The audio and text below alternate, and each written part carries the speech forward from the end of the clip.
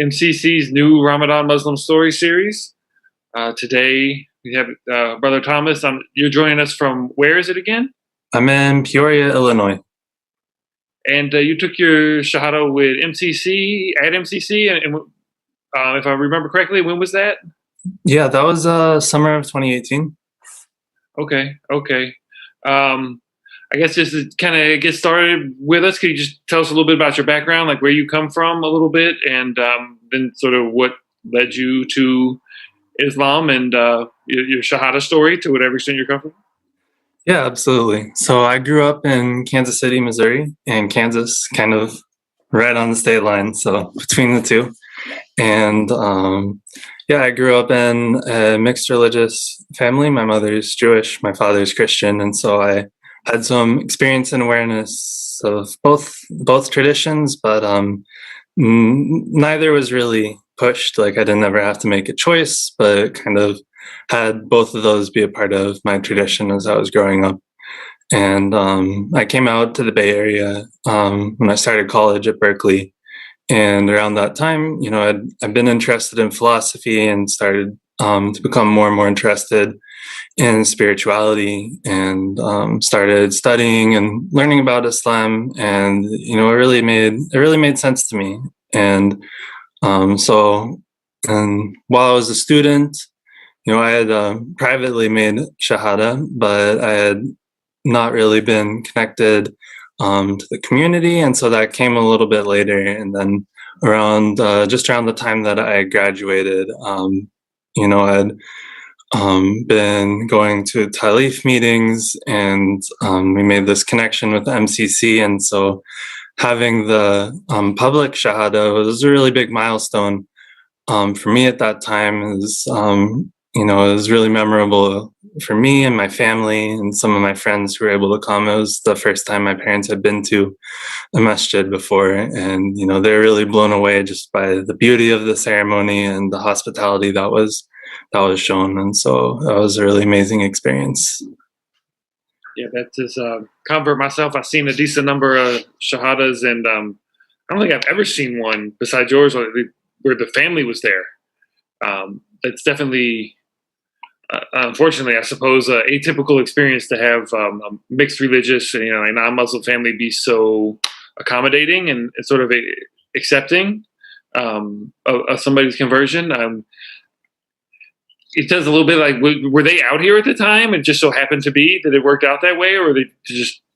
Yeah, so it was right around the time of my graduation. So alhamdulillah, that worked really well, because they had come up they're living in Southern California, and so they were already in town, and my parents, my sister, and I was engaged at the time, and so my fiance and her family were able to attend as well. Like subsequent to your Shahada, how's it been with your family and moving back to Kansas City? What's the experience been like for you, as a Muslim? Alhamdulillah, it's been good. I've moved back to the Midwest, not Kansas City though. I would love to go back sometime. This is where I grew up, spent my childhood and everything. But overall, it's been a really great experience. After moving to the Midwest, I spent about a year in Cleveland. And then my wife and I, we got married by this time. We'd moved to Peoria, Illinois. And the community here has been really welcoming. And, I was looking for work, and I had some experience as a teacher, and they offered me a position teaching at the middle school and high school, the Islamic school here that's associated with the masjid. And that's been a really incredible experience for the last almost 2 years now. Well, I guess since this is the Ramadan series, I asked, what was your first Ramadan kind of experience like? Do you remember? I guess this would be, depending on Yes. 2018. Was that it? I had I think first Ramadan would have been 2015. Oh wow! So you were already kind of. Yeah, I will admit I kind of went part of the way into it, and that first couple of years I didn't fast from water. That's something picked up more recently, but I did do the fast with food, alhamdulillah. And It was really amazing. I felt the power of having that kind of daily state to kind of have a greater mindfulness. And interestingly enough, I actually was back in Kansas then. I was visiting some friends in Lawrence, Kansas at the time, so I had that connection came back in as well, and it was a very memorable experience, definitely. That's interesting to kind of phase it in. I've heard other people say that that's something that's beneficial, not to try to take it all in at once, but to kind of make steps towards it, to acclimate yourself. And so it's interesting. You say you started with the water fast and then sort of worked your way up to. No, the other way around. Oh, Yeah. and then I guess that makes Yeah, I won't say it was like a deliberate strategy. I think I can't remember exactly, but I'm not sure I understood that I was supposed to be fasting from water also. So, as I got to know some more Muslims, you learn through the process. And but alhamdulillah, I think it was helpful to have the gradual aspect to it as well. And sort of your first after Shahada, the Ramadan, were you anything change? Kind of, you start going to iftars or anything like that? Yeah, definitely. It was it was definitely a milestone in terms of just my becoming more connected with the community, meeting more Muslims, and just before getting married too, and so having Muslim in-laws and my wife, and doing a lot more, celebrating Eid together, and going to the masjid when visiting and things like that. Absolutely, yeah.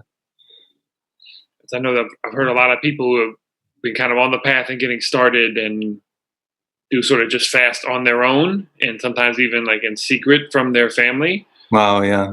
Which definitely sounds like it can make it a lot harder. And so having that community support sounds like was an added benefit once you got that way. Yeah, it was definitely was. Mm-hmm. And I guess then, speaking of community support, I also have to ask, what was it like for you last year, your first COVID Ramadan, with the quarantine? I know everybody had their struggles with it, but if you could share like what that experience was like. Yeah, it was tough. And I think especially being teaching, it's always something that's probably the most challenging part of the year for the students to, especially it's like right before finals and everything with the season to it right now. And so adding COVID on top of that is definitely an added challenge. And also that isolation of not going to school, but we started doing e-learning around then, and yeah, it was I gave less homework. I think we all tried to take a little more time for prayer and contemplation and reading Quran, and a little less of an intense focus, and also had my students do some reflections just on Ramadan to think about everything that was going on. You got any kind of plans for this year? I know we're slowly easing back out. Some people are getting the vaccine, but we're all still somewhat quarantined. And now we have a little bit of experience, I guess. You have a particular Ramadan plan for this year? Nothing unusual, I suppose. I do want to. I've been learning Arabic as I've been practicing and just reading the Quran, and so inshallah, I think this is a vague plan I'm kind of formulating off the spot, but the intention becoming a plan is I want to, really use the time, inshallah, to deepen my knowledge of Arabic and the Quran in particular. I have some apps and some flashcards that I've been using and practicing the writing too. So inshallah, this will be a good opportunity to really focus on that. Inshallah. Well, that's just, as a teacher, would be your suggestion to other new Muslims who, a lot of us, like myself, I'm still struggling to learn Arabic as well. So with your educational background, be very interested to hear what your like what apps do you plan to use. It sounds like maybe do a little mix of writing and also reading. Like, yeah, what tips could you share for the rest of us as far as your learning approach? Yeah, I'd be happy to share some. I think the first two things that I did that really helped were just memorizing the letters, learning how to, when you get the letter recognition down, it makes it easier to start to spot read the words. And the thing that I found the most helpful with that was there's a website. I can share the link as well. It's corpus.quran.com, and there's some apps, phone and otherwise, that have this feature that you can kind of click any particular word and it'll show you the roots, and you can see all the usages of a word in the Quran. And so what I like to do is I like to just, as I'm reading the English translation, I'll be like, I'm interested in this idea. I want to see how it was expressed in the Arabic. And so that for me is a helpful way to just practice reading and getting more familiar with the vocabulary. And so that was what I started off doing. And then as I've gotten more into practicing just writing surahs that I'm memorizing to help with prayer, and I also started using an app recently that has all the words in the Quran, and so just going through those flashcards and practicing those as well. That's been my method up to this point for the most part. Well, I think I might take you up on some of that. Flashcard sounds like a good idea. I hadn't thought of. Cool. Well, then I guess as far as I know, coming from a non-Muslim background, we have on the Christian side, it's like Christmas or Easter. On the Jewish side, I guess Passover, Hanukkah. Yes. Now getting into Ramadan and Eid, and how have you kind of like mixed the sort of celebration aspect with still being connected to your family? It looks like you still have a pretty good relationship with them, and maybe still sort of celebrate with them, even if not exactly right, and then still doing your own thing and maybe roping in the family a little bit on your celebrations. So just wondering how that's gone for you. Yeah, so when my parents have their holiday observances, I'm still there visiting sometimes before COVID, or we'll meet online and just do our best. And it's it's a nice opportunity for sharing. Like during Passover this year, they're always interested to hear more about connections with Islam, and so I told them some parts of the story of Musa and Pharaoh and Bani Israel and in the Quran, and we had some nice discussion about that, because there's a lot of connections and similarities, and it's not told the exact same way, but there's a lot that is the same. And yeah, that's as far as the Islamic holidays go. My parents are always interested to learn more about them, and they'll wish us Eid Mubarak, and they always love to see our Eid pictures and things like that. So that's nice too. It's great you've been able to kind of hold on to both. Yeah, no, it's a really great story. Yeah, and definitely inspiring. I mean, certainly my family has been pretty accommodating as well, but it's definitely doesn't sound like it's very typical. You're particularly loving and close family, so yeah, it's really great to hear. I suppose I guess my next question would be for any new Muslims. This may be their first Ramadan coming up. Do you have any sort of suggestions or advice as to what the best approach would be? Just do the best that you can, and don't be hard on yourself if it's tough. But I think you'll find that there's a lot of blessings, and it gets easier after the first couple of days. That's something, and that's true for me every year. Every year, the first few days are always the hardest, and yeah, it's a good opportunity, I think, for reading the Quran, spending time with that. If you're finding it challenging, waking up early or going to bed late, to have suhoor, eating a little bit in the morning. That's really helpful too.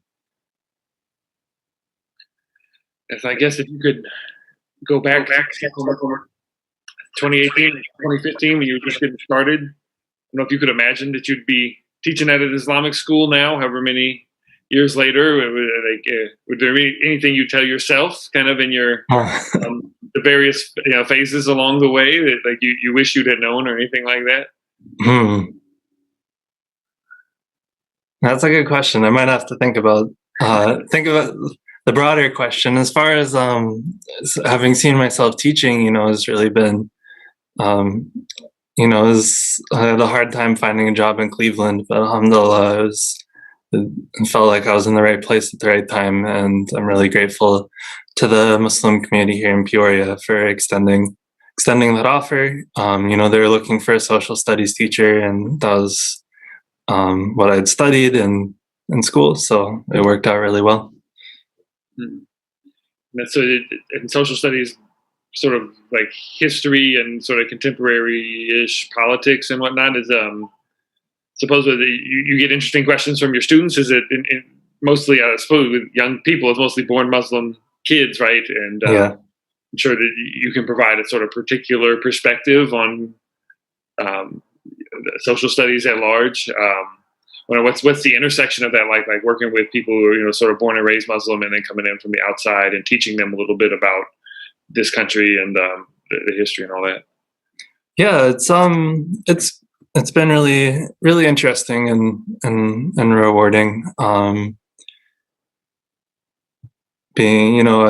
studied a lot of American history, so that came into play with like the middle school social studies and some of the civics class and the U.S. history class.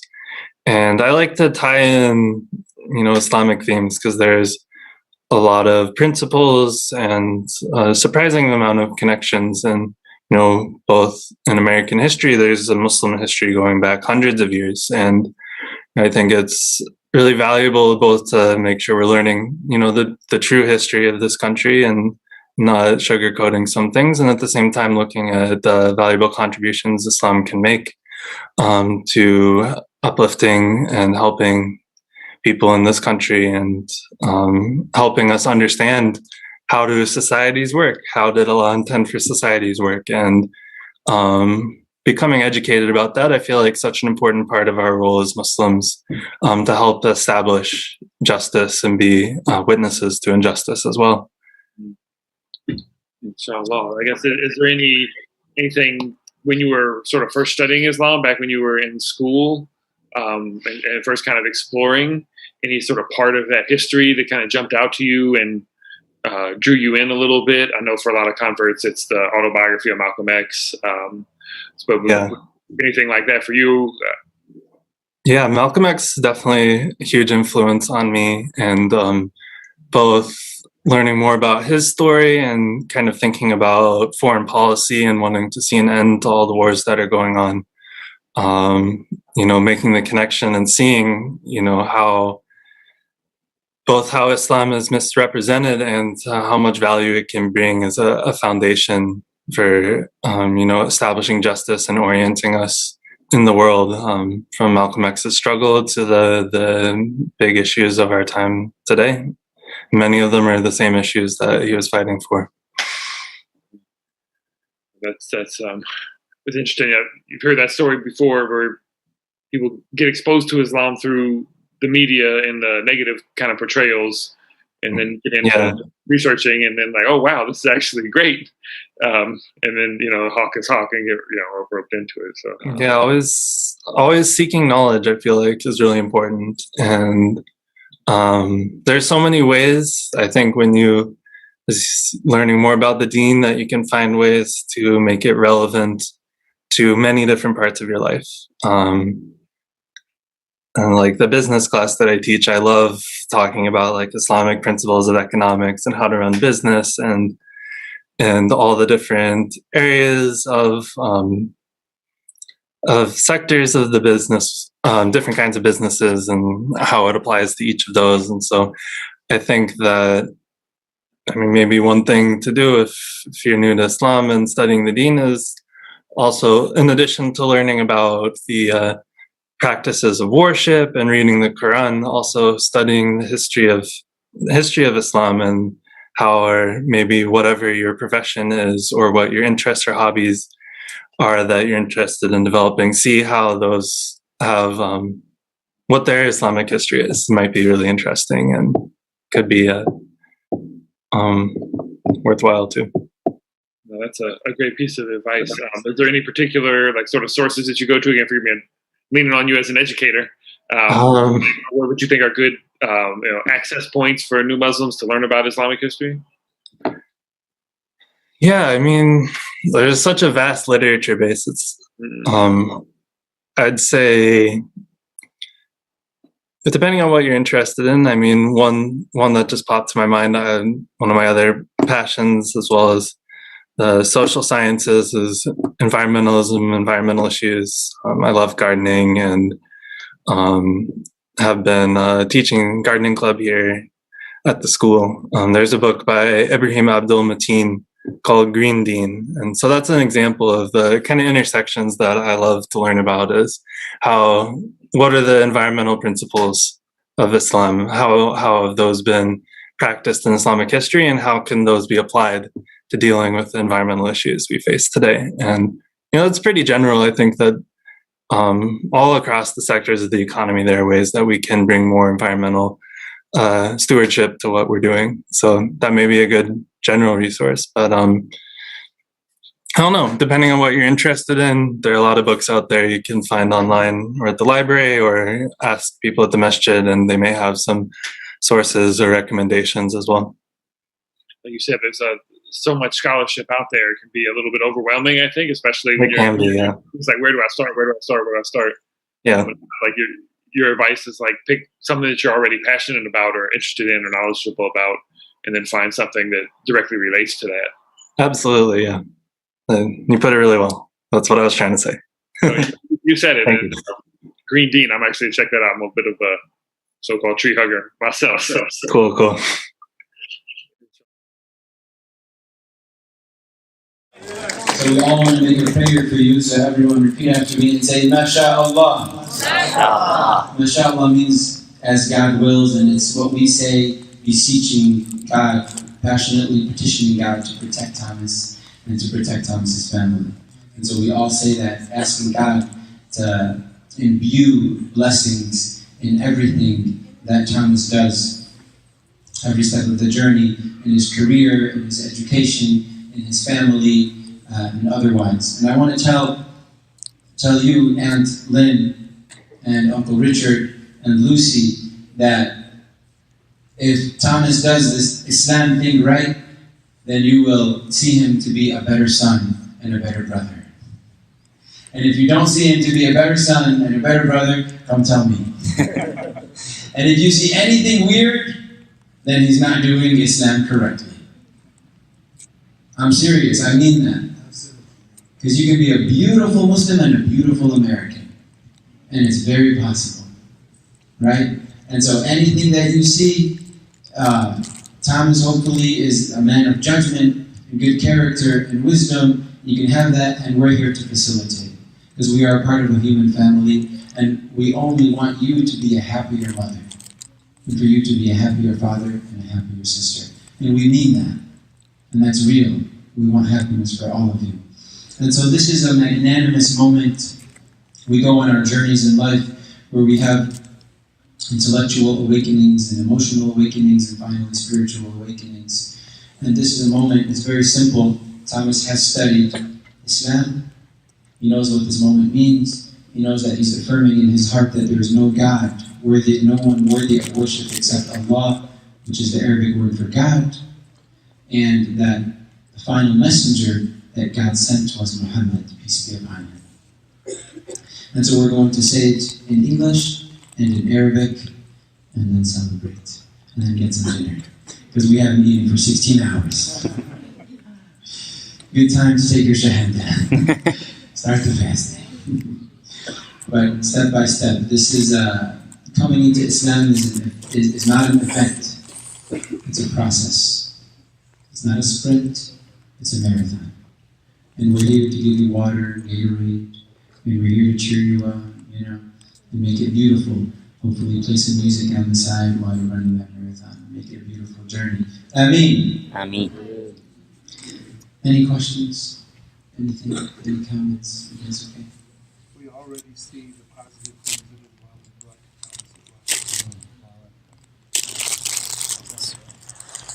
Uncle Richard says he already sees the positive things that Islam has brought to his life. Allahu Akbar. Thank you for sharing. Thank you for sharing.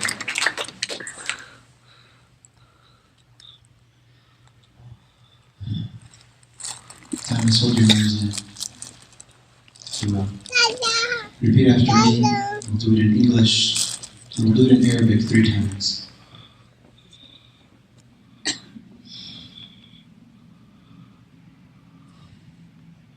I bear witness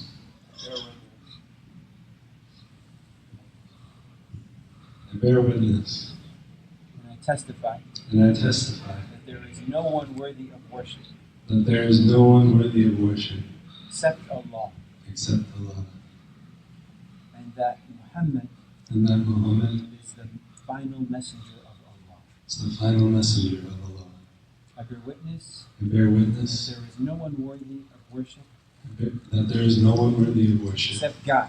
And Muhammad is the final messenger of God. Now in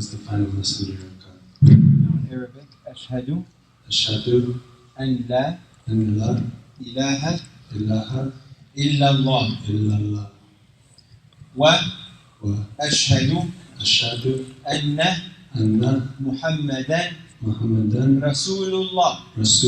Second time.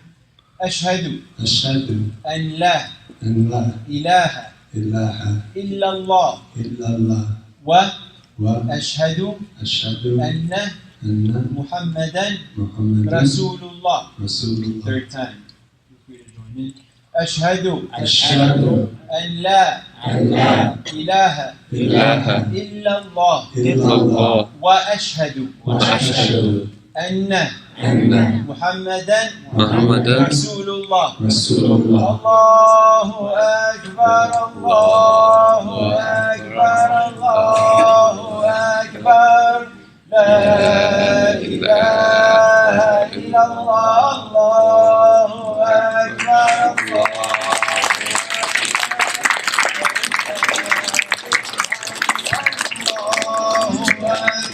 Allahu Akbar, Allahu Akbar. La ilaha illallah, Allahu Akbar, Allahu Akbar. Walillahil hamd. Allahu Akbar, Allahu Akbar, Allahu Akbar. La ilaha illallah, Allahu Akbar, Allahu Akbar. Walillahil hamd. Dear Lord God, we turn to you and we ask you to accept this moment from us. Ameen. Ameen. We ask you to bless Thomas in this moment, Ya Allah. We ask you to bless his family, to bless his mother, to bless his father, to bless his sister, to bless his future family, to grant him wisdom, to gift him with wisdom, and to get him closer to you with gifts and not through texts. And we ask you to make him a beacon of light for humanity. And that is not difficult for you. You say be and it is. We thank you for the enormous blessings and endless, numerous blessings that we have. And we ask you to continue to shower us with blessings. We ask you to make Thomas a saint and a scholar, and to bless him in every aspect of his life, and to surround him with good people and beautiful people. And we ask you, Ya Allah, to gather all of us in your heaven. We know that your heaven is real. We know that you are real. No matter what anyone says, no matter which way, we acknowledge your existence and the reality of your being. And you are the one and the only God, the one and the only Creator. And we ask you to gather all of us in your heaven without judgment. Ameen, Ameen, Ameen. And we conclude with the recitation of the first chapter of the Quran together. أعوذ بالله من الشيطان الرجيم. بسم الله الرحمن الرحيم. الحمد لله رب العالمين الرحمن الرحيم مالك يوم الدين إياك نعبد وإياك نستعين اهدنا الصراط المستقيم صراط الذين أنعمت عليهم غير المغضوب عليهم ولا الضالين. Thomas, would like to say anything? Uncle Richard, and Lynn, Lucy, as you wish. You don't have to, whatever you feel.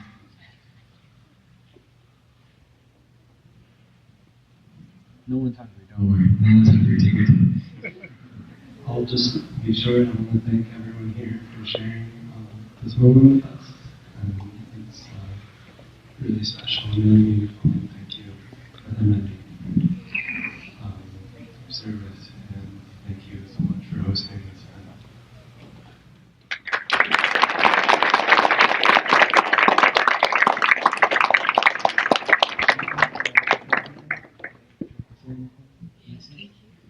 Just want to remind you that at this moment we believe in what the Prophet told us, that if you ever committed any sin or mistake, you have been clean, you have a clean slate. The day, like the day you were born from your mother's womb. Sinless. And this is a special moment. We ask you to pray for all of us tonight, inshallah. So congratulations. And thank you everyone. Enjoy your meal, inshallah. Assalamu alaikum.